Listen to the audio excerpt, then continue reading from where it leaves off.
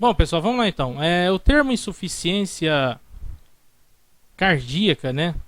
A gente, a gente usa quando a gente fala é, da seguinte situação: o coração ele está falhando como bomba, certo? Então, o próprio nome ele já diz insuficiência, né? Você está tendo ali uma diminuição de ejeção, uma falha de ejeção, beleza? Então vamos lá, para fixar o conceito: insuficiência cardíaca, a falha do coração como bomba. Bom, é um problema de saúde pública, né, a nível mundial aí, que é diretamente proporcional à idade. O que acontece? Quanto maior a idade do paciente, mais propenso a desenvolver episódios aí de insuficiência cardíaca, dependendo da sua patologia de base, tá? Bom, causa mais frequente de hospitalização em pacientes maiores de 65 anos, né, nos nossos serviços de saúde, e limita a qualidade de vida do paciente. Por que limita a qualidade de vida do paciente? Porque o paciente ele deixa de executar certas atividades, certas tarefas, porque começa a faltar ar para o paciente, certo? O paciente começa a se queixar de falta de ar, começa a se queixar aí de episódios de tontura, de cefaleia, de moleza mesmo, né? Doutor, dá aquela fraqueza do caramba, não consigo nem subir um lance de escada. Então, isso corresponde aí aos graus de insuficiência cardíaca. A gente vai ver mais pra frente na outra aula os graus de insuficiência cardíaca, certo? Vamos lá. É a única enfermidade cardíaca onde a incidência está maior no mundo ocidental, beleza? O que acontece? Segundo a Associação Nova-Iorquina de Cardiologia,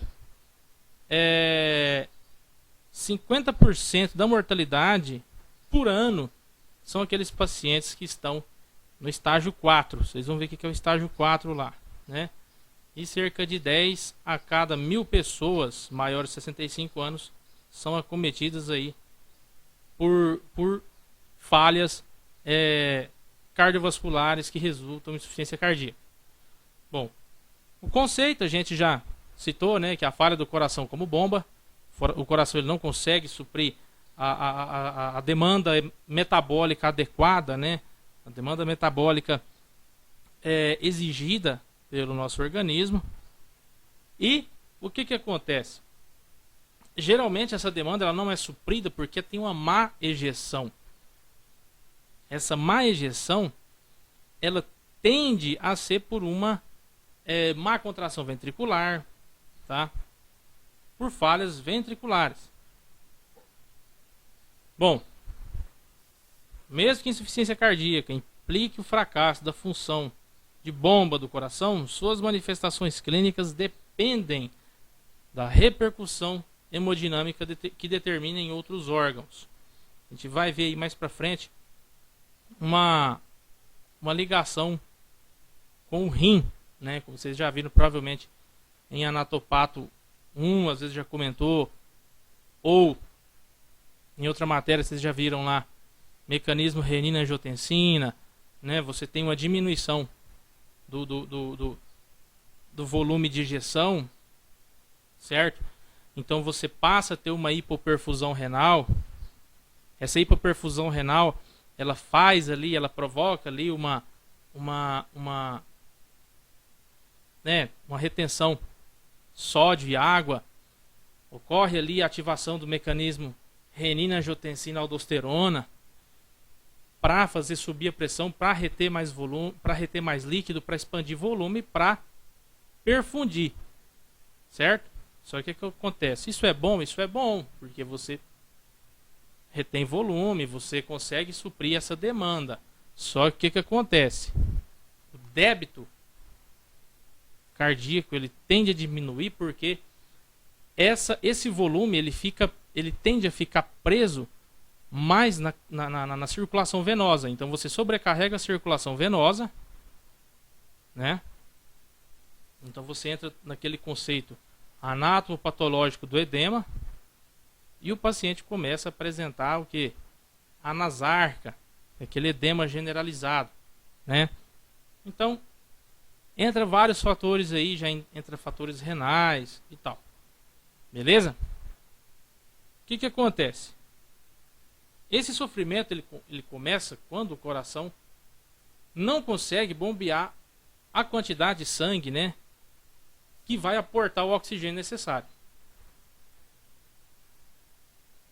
Bom, essa síndrome, os sinais clássicos dessa síndrome, primeira coisa, hipertensão venosa pulmonar, né? Ou aquele baixo gasto cardíaco.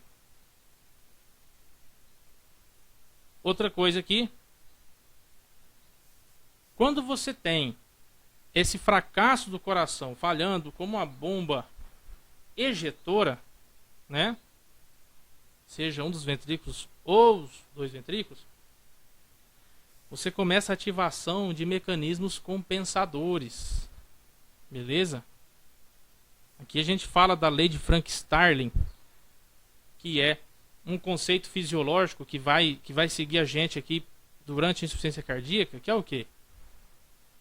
É a propriedade do coração de se contrair de forma proporcional ao seu enchimento. Ou seja, ele tem que contrair para ejetar aquele volume completo que está ali. Tem que ser proporcional. Porque o que acontece? Não pode contrair e sobrar muito volume ainda, tá? O enchimento ele tem que ser, né, compatível ali, proporcional ao volume de ejeção. O que acontece aqui? Quando você tem um episódio vasoconstritivo, quando você tem vasoconstrição, o volume diastólico final ele aumenta, tá? Você vai aumentar a pré-carga e vai aumentar o volume de ejeção, consequentemente. Então isso é um mecanismo compensatório para chegar mais sangue para o coração, ejetar mais sangue. Beleza? Quando esse coração ele é insuficiente, né? O que acontece? Quanto mais se dilata essa musculatura miocárdica para comportar essa carga que está chegando ali, mais fraco ele fica, né? Mais débil essa capacidade de bomba se torna. Beleza? Vamos relembrar. O que é pré-carga e o que é pós-carga? Pré-carga, chamado aí de volume telediastólico, né? É o volume total que você tem no final da diástole. Beleza? E antes da sístole. Já a pós-carga é correspondente à tensão que a parede do ventrículo exerce durante a sístole. Beleza? É o tanto que esse coração tem que contrair, ele tem que forçar para mandar esse sangue para fora. Tá? Então você tem o volume telediastólico, que é no final da diástole. Você tem um volume telesistólico, beleza? Que é o que fica dentro do ventrículo quando termina a sístole. E você tem algo aqui que se chama fração de ejeção. O que é isso, fração de ejeção? A fração de ejeção é esse volume ajustado em porcentagem que o ventrículo esquerdo ele vai bombear, né? Antes da contração. Essa fração de ejeção ela tem que estar ali entre pelo menos 60%, 75%. Tem que estar acima de 50%. Tá? Quando você tem esse volume essa fração de ejeção diminuída, você tem ali diagnosticado uma insuficiência cardíaca. Beleza? O que é gasto cardíaco? É o volume total bombeado durante 1 minuto, né? O que é isso? frequência cardíaca vezes o volume sistólico. Beleza? Então, temos aqui um exemplo de um paciente que tem uma frequência cardíaca de 75 batimentos por minuto e um volume sistólico de 70 ml, então você tem um gasto cardíaco de aproximadamente de 4 a 5 litros por minuto. Beleza? Doutor, o que é o volume sistólico? O volume sistólico é o total que você tem ejetado pelo ventrículo, tá? Num ciclo cardíaco completo. Beleza? Os determinantes nós falamos ali, né, que a frequência cardíaca, os determinantes do gasto cardíaco, a frequência cardíaca pelo volume sistólico, né? E nós temos ali os fatores de manutenção da pressão arterial que vão estar ali na sustentação da pressão arterial, que é o volume de ejeção, que é a distendibilidade arterial, tá? A resistência vascular, a volemia, o tanto de volume que está correndo nesse paciente e, por último, o gasto cardíaco. Então, se algum desses fatores aí falha, vai falhar o gasto cardíaco. Beleza? Mais uma vez, determinantes do gasto cardíaco. Tem pré-carga, pós-carga e o inotropismo. O inotropismo vem ali da contratividade. Beleza? Frequência cardíaca. Geralmente esse inotropismo ele é ativado quando você começa a ter uma falha de ejeção. Beleza? O corpo começa a entender que está correndo pouco volume. É bem similar ao efeito do choque. Aquele paciente que está hipovolêmico, se acidentou aí e tal, perdeu muito sangue, né? E ele começa a fazer taquicardia. Essa taquicardia é o inotropismo. Beleza? É o comando para falar para o coração, ó, acelera aí para mandar mais volume, que não está chegando volume suficiente aqui. Beleza? Quando eu tenho situações de estresse, situações de aumento de pressão, eu tenho um aumento da contratibilidade, né? Tenho um aumento de pré-carga e aumento de pós-carga. Tá? Nós vamos falar, pessoal, hoje até aqui a etiopatogenia, né? Algumas causas. O que pode fazer o coração não mandar sangue corretamente?